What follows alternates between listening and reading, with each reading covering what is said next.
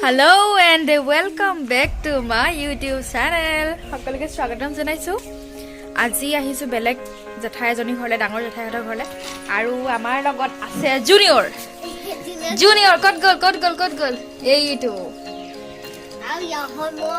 আৰু এইটো আমাৰ ছোটা ডন মালিক এয়া আৰু এয়া হৈছে আমাৰ জুনিয়ৰ ষ্টুডেন্ট জুনিয়ৰ তো আজি এটা সিম্পল ৰেচিপি দেখাম ইয়াতে বনাম আমি লোকেল মুৰ্গী বিনা মছলা আপোনালোকে ভিডিওটো শেষলৈকে চাব কেনেধৰণে বনাও কি বস্তু দিও একেবাৰে কম একেবাৰে ইজি বস্তুৰে বনাম আমি সহজ পদ্ধতিৰে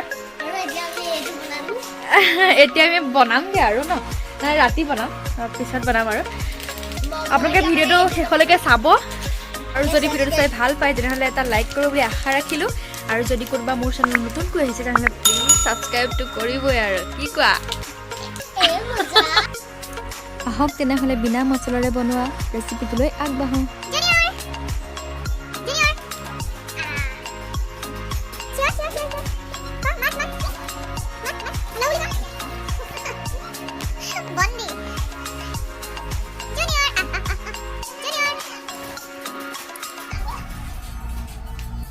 কি বনাব লাগি আছে এতিয়া আমি কৈ দিয়া লোকেল মুৰ্গী আৰু বিনা মছলা নিদিয়াকৈ বনাবলৈ গৈ আছো চাই দিব আপোনালোকে ভিডিওটো শেষলৈকে কাৰিকৰ আমাৰ বেলেগ আমি এতিয়া বাহিৰত বনাবলৈ গৈ আছো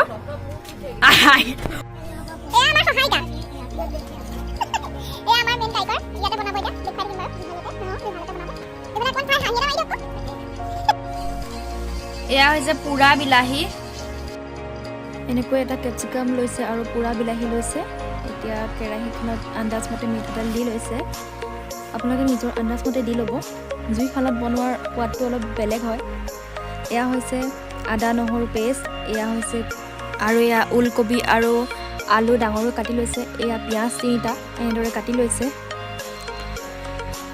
তেলখিনি গৰম হোৱাৰ পাছত পিঁয়াজখিনি দি দিছে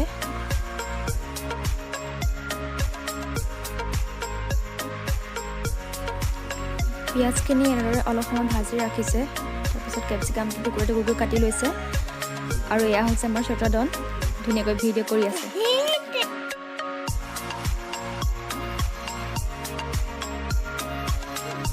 এয়া আমাৰ লোকেল মুৰ্গী একদম তাজা ঘৰৰ কলপাতত দি এনেকৈ কাটি থৈছে ডাঙৰকৈ তাৰ পাছতে এনেকৈ কেৰাহীত দি দিছে পিঁয়াজখিনি অলপ সময় ভজাৰ পিছত একেবাৰে চিম্পুল হয় সহজ পদ্ধতিৰে বনাব ঘৰুৱা ষ্টাইলত চাই থাকক ভিডিওটো শেষলৈকে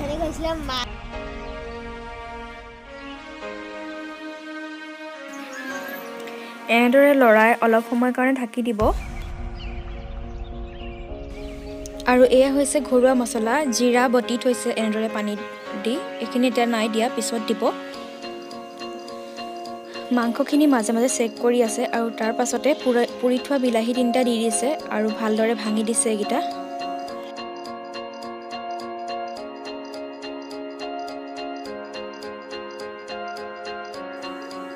ভালদৰে ভাঙি দিলে তাতে আৰু ইয়াত হালধি ব্যৱহাৰ কৰা নাই হালধি ব্যৱহাৰ নকৰে এয়া মাংসত আন্দাজমতে নিমখ দিছে আপোনালোকে নিজৰ আন্দাজমতে নিমখ দি ল'ব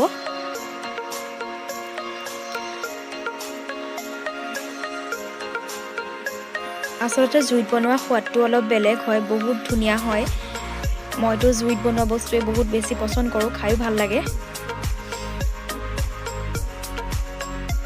আপোনালোকৰ কাৰ ভাল লাগে এনেকৈ বনাই ক'বচোন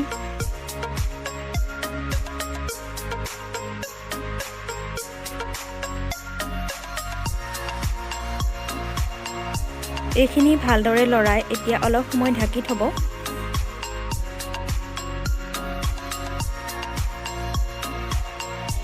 মাজে মাজে চেক কৰি থাকিব এনেদৰে ইয়াৰ এতিয়ালৈকে আদা নহৰু পেষ্ট দিয়া হোৱা নাই আৰু এতিয়া আমি ঘৰতে বাটি থোৱা জিৰা পেষ্টটো দি দিছোঁ আৰু ভালদৰে লৰাই দিছোঁ মানে মই দিয়া নাই দি আছে আমাৰ মেইন কাৰিকৰে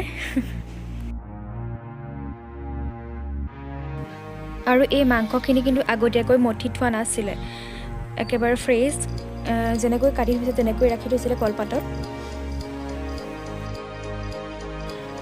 আৰু এয়া চাওক পোৱালিলে তাৰো বোলে ভিডিঅ'ত উঠিবলৈ মন এনেদৰে লৰাই দেখুৱাইছে সেইকাৰণে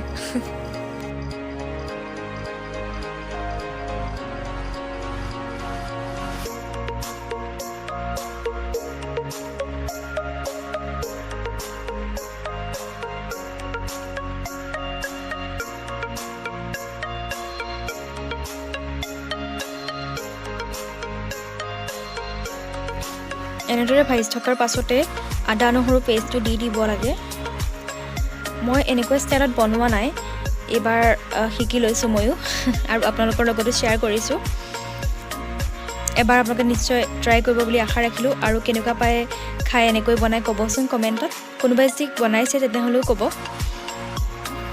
খুব ধুনীয়া গোন্ধ ওলাইছিল, বহুতেই ধুনীয়া, একেবাৰে চিম্পুল বনাইছে।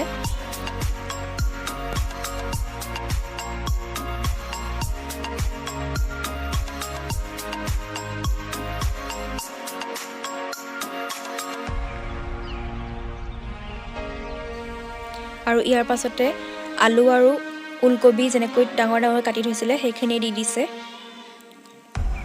ওলকবিটো খাবলৈ খুবেই সোৱাদ, মোৰ খাই খুব ভাল লাগে।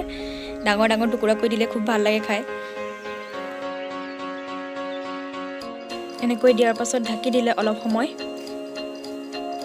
তাৰ পাছত আকৌ এবাৰ চেক কৰিছে মাজে মাজে। এয়া চাওক, টেষ্ট কৰিবলৈ ল'লেই ৰাইজে। আৰু এইটো ভোট জলকীয়া এটা এনেদৰে খুন্দি থৈছে পানীৰ লগত, সেইখিনি ইয়াতে দিব। ইয়াৰ পাছতে কেপচিকামটো দি দিছে আৰু ভালদৰে লৰাই দিছে।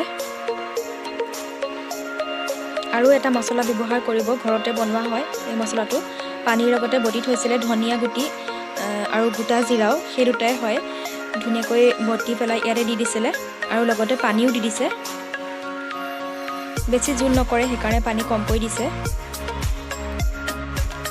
আৰু এটা বস্তু ইয়াতে এতিয়া এড কৰিব, কচুৰি মেথি বুলি, এইটো এড কৰিছে। এনেকৈ হাতেৰে ছিঙি দিছে।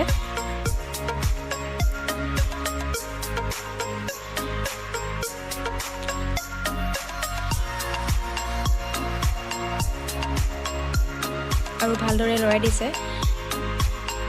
বেলেগ যিকোনো মছলা, মিট মছলাই হওক বা একো মছলা ইয়াত এড কৰা নাছিলে। আমাৰ মাংস ৰেডি হৈ গ'ল। কেনেকুৱা আছে মাংস? বঢ়িয়া। আৰু খাবলৈ বিৰাটেই ধুনীয়া হৈছিলে, একেবাৰে চিম্পুলকৈ বনাইছে আৰু কম সময়তে হৈছে, বিৰাট ধুনীয়া হৈছিলে। এবাৰ নিশ্চয় আপোনালোকে ট্ৰাই কৰিব। আশা কৰোঁ ভিডিঅ'টো চাই আপোনালোকে ভাল পালে। যদি ভাল পাইছে এটা লাইক কৰিব, কমেণ্ট কৰিব আৰু ভিডিঅ'টো বহুত শ্বেয়াৰ কৰি দিব। Bye bye.